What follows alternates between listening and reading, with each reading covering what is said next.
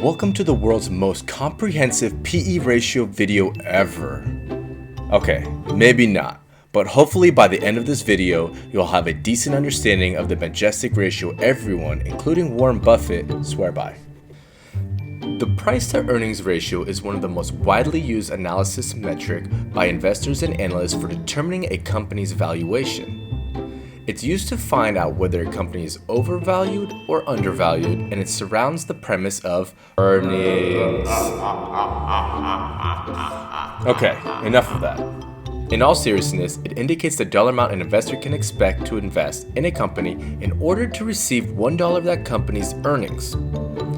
If you're still thinking, I have no idea what this guy is talking about, don't worry. Stick with me, and by the end of this, it'll make sense. Let's start off by showing you where you can find the P ratios and then deep dive into the logistics behind the ratio. Most people will simply use Google's stock summary,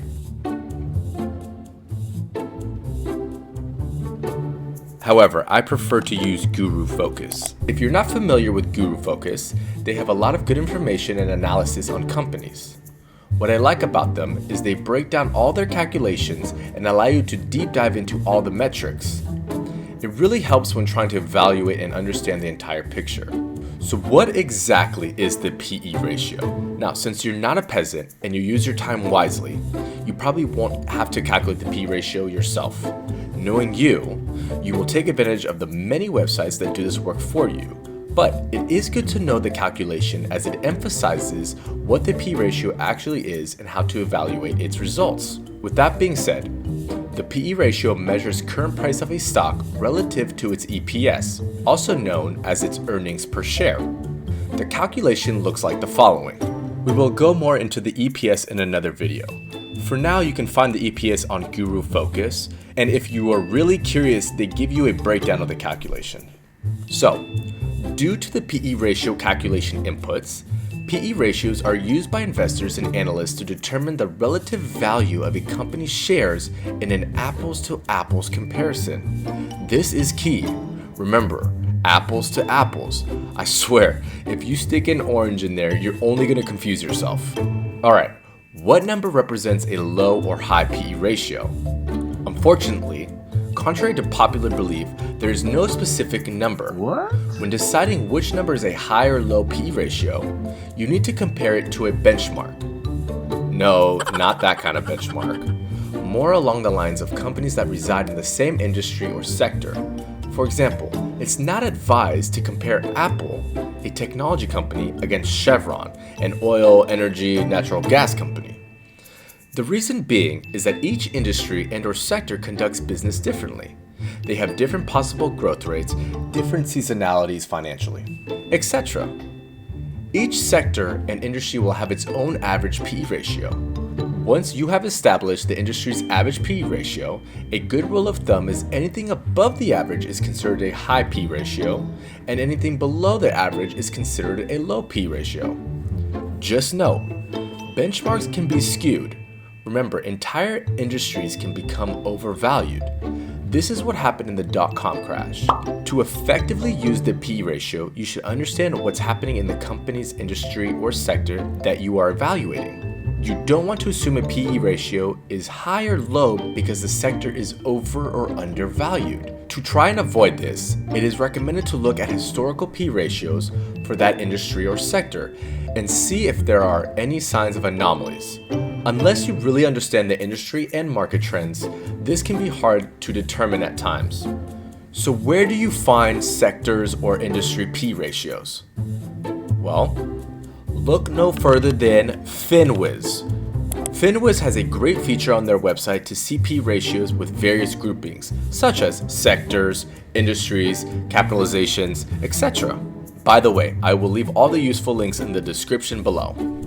Guru Focus also gives you the industry comparisons. However, be sure to identify what they are considering as the same industry. For example, if you look at Amazon, Guru Focus has grouped Amazon in the retail industry, which may or may not give you an adequate benchmark. Some may argue that Amazon is closely related to the technology sector for the PE valuations due to their growth potential and business model. So now that we know where to find the PE ratio and what constitutes a high versus a low metric, what does a low versus high PE tell us? It is common for people to think that the lower the PE ratio, the better, and the higher the PE ratio, the worse it is. Anyone stating such a thing is showing a lack of understanding of what the PE ratio actually indicates. Yup, you heard me right. I'm calling all you guys out. Kidding. Don't kill me. But let me explain. High PE ratios can mean two different things. One, a company's stock is overvalued. This might indicate to some investors to sell their position. On the other hand, some investors may see a high PE ratio as good because they are expecting high growth rates in the future, thus are willing to pay higher prices for that stock. This means the market is overly optimistic and expects big things from this company. What I want to emphasize here is that the high PE ratios can be interpreted as a good or bad indication. This solely depends on the investor's perspectives of their beliefs and knowledge. There isn't a rule that says high numbers mean bad and low numbers mean good. Okay, moving forward. What can a low PE ratio tell us? 1. The current stock price is low relative to earnings, making it a good value to purchase. 2. A company is doing exceptionally well relative to its past trends. 3. It can also indicate that the market perceives it as a higher risk or has lower growth potential, or both, as compared to a company with a higher PE ratio in the same sector. Low PE can also mean the investors are not giving the company enough credit. Once again, same concept. Low PE ratios can be viewed as good or bad. Thus, if anyone is telling you a company is not worth investing in solely because the PE number is too high, may not be considering all the facets needed to be undertaken to effectively use PE ratio as a fundamental part of the company's value analysis. Here's an extreme example. Let's take Amazon. Here we have Amazon's historical PE ratio, and believe it or not, many consider Amazon as having a relatively high PE ratio. But if someone, say in 2008, were not to invest in Amazon solely because of their perception of it having too high of a PE ratio, would miss gains of over 2,000%, assuming they have held their position until today. This same investor would also lose out on other high PE ratio companies like Chipotle, which had a 500% gain. The list can go on and on, but what I want you to realize is that a high PE ratio isn't always bad. The reason why some companies have a high PE ratio and high returns is because we have growth embedded in the PE ratio. Now, to make matters worse, some companies don't even have a PE ratio. How can that be? Well, sometimes it's because the company has no earnings or they're losing money. Thus, there's nothing to put in the denominator. This is also common for companies that just have gone IPO. They don't have a historical earnings to base the PE ratio off of. Now, there are two types of PE ratios. There is the forward PE, which uses future earnings guidance. Doing so is highly weighted on assumptions, however. Then there's the trailing, which relies on past performance by dividing the current share price by the total earnings per share over the past 12 months. This is the most common PE ratio you'll see. Okay, let's summarize what we know. 1. The PE ratio can reveal how a stock's valuation compares to a benchmark. The price to earnings ratio indicates the dollar amount an investor can expect to invest in a company in order to receive $1 of that company's earnings. The PE ratio helps investors determine the market value of a stock as compared to the company's earnings. It shows what the market is willing to pay today for a stock based on its earnings. The PE can also be interpreted as the number of years it will take for the company to pay back the amount paid for each share if it sustained its current earnings. Okay, great. You've almost achieved expert level, but let's not forget the limitations of PE ratio. 1. As mentioned prior, companies that don't have a profitable history yet or have negative EPS make it challenging to calculate meaningful PE. Companies with a lot of leverage can skew PE ratios, as it affects earnings. However, It doesn't mean that it's a bad thing to invest in a company that has high leverage. Keep in mind, borrowing in a low-rate environment as we are in today may be fruitful for the company in the long run. Money is cheap right now. Invest as much as you can while it's cheap. Comparing PE ratios of different companies is a limitation.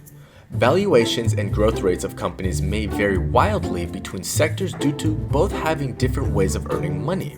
The numerator of the PE ratio, the price of a stock, can be biased.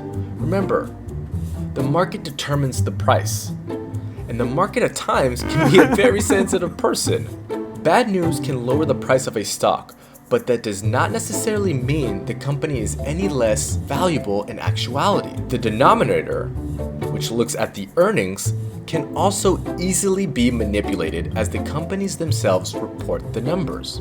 Lastly, earnings can be artificially inflated via big one-time gains. For example, a company sells off part of their business.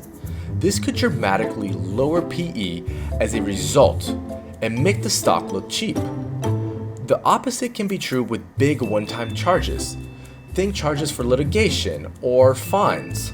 Okay, before you leave, just some words of advice. Consider the following when using PE. The stock price reflects everything that the investors know about the company and where they think it's headed. For this reason, it's important not to look at the PE ratio or any other single factor for that matter in isolation. It's better to consider the entire picture of what you know about a company, its management, and its prospects. When analyzing the PE ratio, it may be useful to 1. Pair the company's PE ratio against a sector or industry that it resides in. Keep in mind the debt profile of companies should also be similar. Also, compare the company's PE ratio against its own historical PE. For example, if you see a good company that is growing at roughly the same rate with the same business prospects in the past, but is trading at a lower PE ratio than its long-term average, you may want to consider this as a possible value stock. Remember, the PE ratio is the result of the collective perception of the market as to how risky the company is and what its earnings growth prospects are in relation to that of other companies. If investors believe that their perception of the company is superior to that of the market, they can make the decision to buy or sell accordingly. Phew! Alright, I think we're done. For now. I appreciate you sticking with me till the end, and if you found this at all useful, please hit the like button. Believe it or not, this video took a while to make, and a simple thank you like would be greatly appreciated. Cheers everyone, and now go win at life. Till next time.